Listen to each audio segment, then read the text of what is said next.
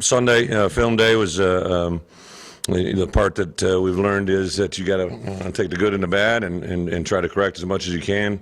When you have a defeat like that, it's a tough environment, but I thought our guys handled it really well. I did point out several positive things. We did enough things, offense, defense, special teams, to give us a chance to win, but in the end fell short. But I did to stay positive to get ourselves going into this week. Thought we tried to capitalize on that moment. The kids were really, really positive, turned the page and jumped into our Missouri preparation.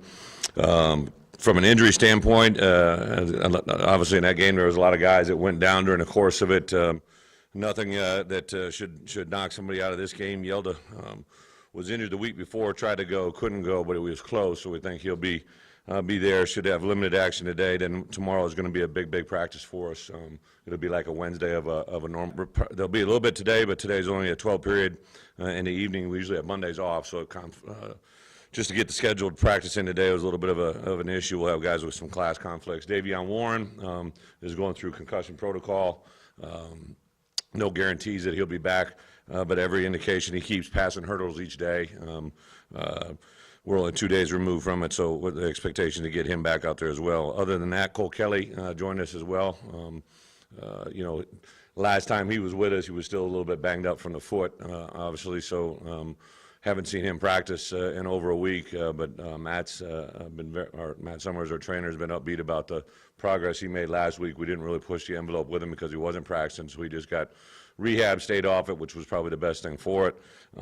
He'll be back again, like I said, full go with us tonight. So really all that, other than that, we're putting all of our preparation into the Missouri, the short week, and opportunity to play in a Battle Line Trophy, an opportunity for our seniors. We've got a good group of guys that have accomplished a lot of good things academically, athletically, socially. They've been very proud to be around them, the resiliency they've had, and would love to give them an opportunity to go out a winner on on Friday. In addition to that, there's still a lot of things out there. In addition to the trophy game and the seniors, the expectation to end it on a positive note and give our guys an opportunity to be positive moving forward into recruiting, into the out of season, and the program in general is positive. So with that, open it up for questions. Yeah, from a health standpoint, pretty good. He was banged up on that particular play, but it wasn't anything that just sore at that moment, and he was really good on Sunday. I reached out to him Saturday night afterwards, just asked him how he was doing, and the biggest hurt in him was obviously the feeling of the loss in the game and everything that he put into it and thought our guys put into it. Offensively, it was just insane in that second half. It's been well documented, but everything go. But I know we were trying to put together a game-winning drive and put certain things together. At right guard, I got my third-string right guard who used to be a D lineman a month ago. We got our third-string center who's played every position under the sun and doing as good a job as he can possibly do. And various guys along the lines, I'll give a lot of credit to those guys that get out there and try to make it as competitive as they possibly could and do the best they could, and they did it as we know fell short, but I give them a lot of credit for stepping up and trying to do what they could. Yeah, a little bit to be determined. He took a shot to the lower leg there at the end of the game, and not only a little bit of the knee, but also the ankle, so he's kind of got a double-edged sword on the same leg. So would love to get him to practice tomorrow because he has played the whole year, but we're kind of approaching it as he might be a guy that's questionable for Saturday. Do you anticipate having some guys who are non-seniors going through the senior stuff? Yeah, I think we put out a list of guys that, but yeah, there's a couple guys, some walk-ons that have expressed, great kids in our programs. Josh Harris, for instance, a guy that's a non-scholarship player that has been a special teams player for us the last 2 or 3 years, and think the world of him. He and I had a pretty good conversation. I guess was going back even maybe to bye week or about a month ago, and he's graduating in maybe 3.5, 4 years, and hasn't played as much as he would like, and I think is going to explore opportunities of a senior grad transfer. Jackson Hanna is another very, very respected walk-on that might jump into it. From a scholarship standpoint, really not anybody of significance. I know we had have a conversation with Jay Red, and don't know where that's going yet. I don't, just because he's a guy that, potentially could come back with his redshirt year, but he's kind of same situation. If you remember, Jonathan Williams, to be quite honest, was in that same predicament his senior year because he had a redshirt year left and got injured in what he thought was going to be a senior year. So the good news is I think Jay Red, well, no, he graduates in December and has all the doors of opportunity in front of him. Did you see Austin's comments? Basically, they were wanting to win that game for you. They were playing for you guys. What do you think of that? Yeah, it got back to me. I love my guys. They're awesome. So it is what it is.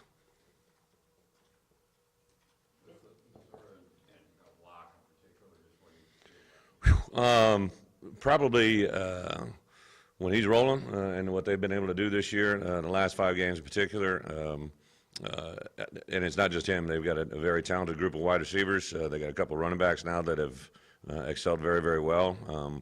Have stayed pretty consistent up front. So they've had the same depth in a certain line of guys making plays. And you just see how it affects their whole team. He plays well. Their offense plays well. They score points. Their defense has noticeably changed. Just their overall demeanor and attitude and swag out on the field is impressive. But as a quarterback himself, he throws the ball very, very accurately. I think he's very conscientious with the football, doesn't put it in bad situations, and he trusts those wide receivers in a big way. Well, I know they haven't been beating up on a bunch of nationally ranked teams, but they've been really blowing people. What's your take on how well they're playing? Yeah, I would say again the last 5 games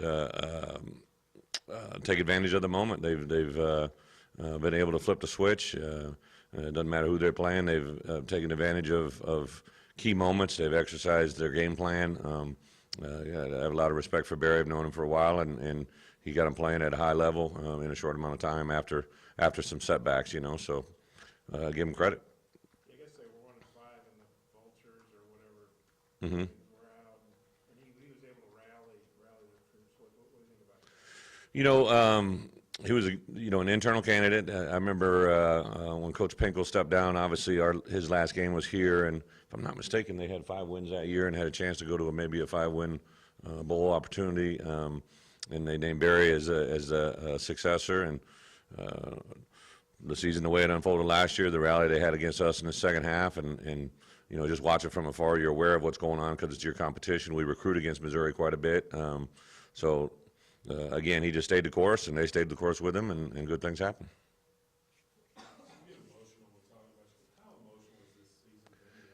It is. I guess I always tell the players when I first got here.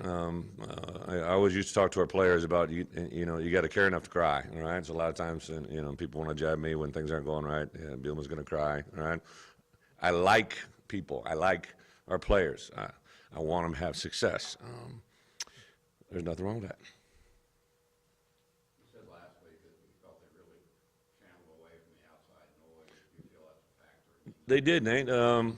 And again, I know it's hard for people to believe this, but it really, really is easier probably when you're in this room not to surround yourself with it. Our players, with the news broke about Jeff, again, it's something they consume and they eat it, but they get by it pretty quickly. I always say this, and as a head coach, and I think as an assistant coach, you realize that when you're 18 to 22 years old, you just got so much going on in your life that something that dwells on an older person or someone that's in the moment, it just lasts so much shorter. Its lifespan with a young mind is so much quicker, and they don't dwell on it. And as we as coaches don't dwell on it, it's there. I've made reference, gave them a story yesterday about being able to focus on what they're building right now, even though that isn't maybe in sight of what they want it to be, that it's there. They're building it every day, and it hopefully resonates with them. And I expect them to go out and have a really good practice today. I really do. I think they'll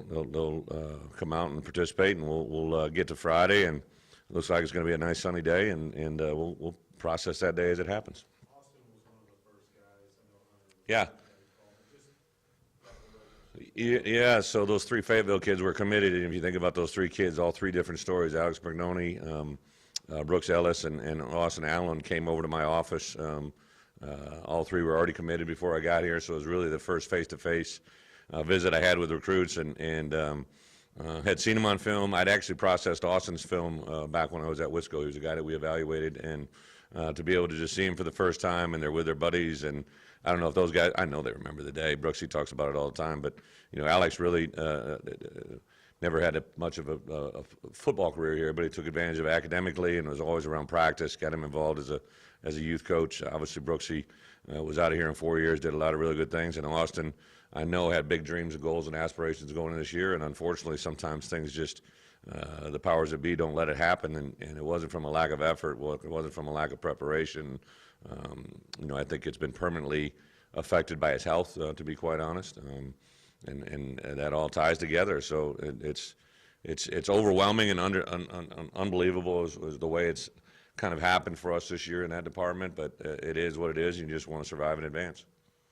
How emotional do you think Saturday will be for you and Frank? Saturday shouldn't be that hard. Friday, you mean? Just you and Frank and the Yeah. you guys have built. Well, Frank and I have probably already had our moment. You know, he's a guy that I'd once it was determined he wasn't going to play anymore. It was tough, but you know, I went by the other day and he's wheeling out on the field, and I was looked inside his little basket and he had hydration, and I was commenting on what he was carrying around in a scooter. He's got a little toe fungus he's trying to take care of, and I was giving him some heat about that. He's just incredible kid to be around. I've had several scouts tell me that you know, not only is he rated as probably the #1 center, but maybe one of the best offensive linemen in the draft. So just to stay focused with him, I know his family's here, his mom's here, got here Friday. They're spending the whole week with him, with his family. I think the rest of them get in on Wednesday, and his career is just in a whole nother conversation. Friday will be difficult. It will be difficult. Senior day, I tell the kids during recruiting, I actually talk about senior day when I'm recruiting a player. And I always tell them, I want senior day to be emotional for all the right reasons. I don't want it to be because it's been miserable and you can't wait to get out of here. I want it to be great and that you accomplished your goal of getting a degree. You chase the dreams of being great on the field, and how you set yourself up for whatever life's opportunity is. And I have so many parents reference that moment on senior day. We bring them over. Mark Torresani and our operations staff and administration has always let us, we kind of changed that when we first came here. We made senior day a big deal for the family. Guys get to bring their family on the field. We have a meeting with the seniors and we say, hey, you know, whoever's in this photo, you know, this is going to be a photo that lasts a lifetime. We put a photo, we put it on a football form, and we give it to them at their senior banquet. And you know, it's obviously you're going to have your family in there, but sometimes you have maybe friends or girlfriends that are really cool right now, but 10 years from now it may not be so cool, you know, so you got to kind of give them life lessons along the way. That's what's making it easy for me. I get the question. I'm really just focusing on that. My personal story is the choices I made to come here, the choices I've made since I've been here, and what I know we've been able to accomplish and where I know we can go. Because recruiting is right around the corner, you know, I want to be in a home, scheduled to be on a home as early as Sunday, and that's what my intention is doing. And if things change, that's obviously something I got to deal with. But that's been my task. You know, we had a great recruiting weekend this past weekend. Kids had a great environment. They really enjoyed their time, which tells me where we're going. I had our staff put together some information, you know, like 75 to 80% of our offensive production, yardage, scoring is everything from first and second year players. Our roster is just filled with sophomores and freshmen, juniors that'll be back for senior year, and have a good plan for us in defensive recruiting as we move forward. So my goal is to put our best performance on Friday, hopefully try to get ourselves a victory. Saturday, kind of regroup during the morning, hop on a plane and get recruiting on Saturday night, Sunday morning, and move forward. Is that presentation something you can give Julie, or do you anticipate doing that? I've definitely given it to Julie. Yeah, absolutely. But just because she's the person in charge. Julie's been our administrator here at football for, I believe, 2 years now, over 2 years. So she's routinely been at practice, been involved in discussions. Mark Torresani is our DFO, but he's also assistant athletic director. That Jeff moved into that role a couple years back. So that's been my communication link over the last several years since she came here. So even though she was appointed and obviously named that interim athletic director, the role that she's had with us hasn't changed at all. She's just got a bigger hat to wear now with everything else going on. What's your anticipation for Cole this week? Do you think he'll go on and play? You know, Cole is just I thought the definition of Cole happened Saturday. I didn't know if he's going to be in the game. Obviously, we didn't. When we suspend a player, we don't allow him to be on the sideline. But they get 4 tickets by NCAA rules, and I always say, hey, if you want to use one of your 4 tickets, you want to be at the game, knock yourself out. And I think somebody in here asked me after the game, maybe it was you, or somebody asked me about Cole being at the game, and I didn't know if he was going to be at the game. You know, I think all the time, like, how is a player going to respond? And that probably showed me the love that he had for his guys, that even though he was going he could not go to that stadium and know that someone wasn't going to take a shot at him. He could have easily just stayed home in his apartment or watched the game on TV or he went to the stadium to support his brothers. I think that's awesome. What have your conversations been like with him since the game? Since the game? Saturday, he shot me a message, Coach, with my back end, because I told him we'd visit on Sunday. What time can we meet? And I said, hey, let me check on a few things, because I set up some parameters that he had to meet that I, just going in the game, I hadn't checked on yet. So I waited till Sunday morning. I said, I'll let you know. And then Sunday I shot him a message, and we had kind of a delayed day on Sunday because I wanted to give our guys a chance to put the Mississippi State game, our coaches behind it, but I also wanted to do some Missouri prep before. So we pushed back everything later on Sunday, and I told him he's full go involved with Sunday lift and treatments and meetings, and he was very positive from there. I saw him briefly walking in the meeting, and then I'll see him out there at practice today. Do you feel good that he's learned his lesson in a good place? You know, in conversations with him, in conversations with his mother, in conversations he's had with other people, he's reached out to a couple different people that I think may have given him an awakening to the scale that he's on. You know, I shared with him, you know, sometimes the greatest blessings in this world are awesome, but they come with the biggest burdens as well. And when he stepped into that role and started a few games for the Arkansas Razorbacks, his notoriety and his exposure to the general public and what that means increased by, you know, hundreds of times, 100 times stronger than it was before. So hopefully I gave him a small sampling of what it is. With that direct issue with DUI, I think it really did have a huge effect on him, about not just the effect that he could have on his own personal well-being, but also anytime you have that type of situation, what it could mean to others. So I think it was a good eye-opener. Their deep shots last year hurt you, and they're just one of the most aggressive teams to take them. 100%. Yeah, what do you just think about theirs? And it's not a high percentage completion, but they hit them. But the number of exposures they're going to, you know, give us on Saturday, I'm sure is probably going to even increase just because of our personal history. So we have to have a plan there defensively. And, you know, don't want to give around game plans, but I know Paul's definitely taking into consideration those issues at our defensive staff as well. In addition to that, I think anytime that you can, you know, bring some pressure, bring some heat, and apply pressure both mentally and physically is a good thing. And I think our guys will be excited to play this. It's a team, when you're looking at it defensively, when you're getting ready to play against it. I think offensively, the defensive guys should get fired up and excited about the opportunity. Brad, speaking of personal history, is it just looking forward, or do you go back and look at that game, how things played out last year, like as a motivation? Absolutely, I think for sure. You know, standard SEC procedure, you have so many common opponents that, and even though they're the East, they're a crossover game. So not only last year, but the year before, we'll take all those things in, consider X's and O's, but. You know, I did mention to those guys on Sunday night, obviously, that the ability that we showed in the first half a year ago versus the second half, and some of the ramifications to this day from that day, we can't ignore, and you got to own them. So it'll be there, and some of the personnel that played against us last year is still there, and we got to take note of that as well.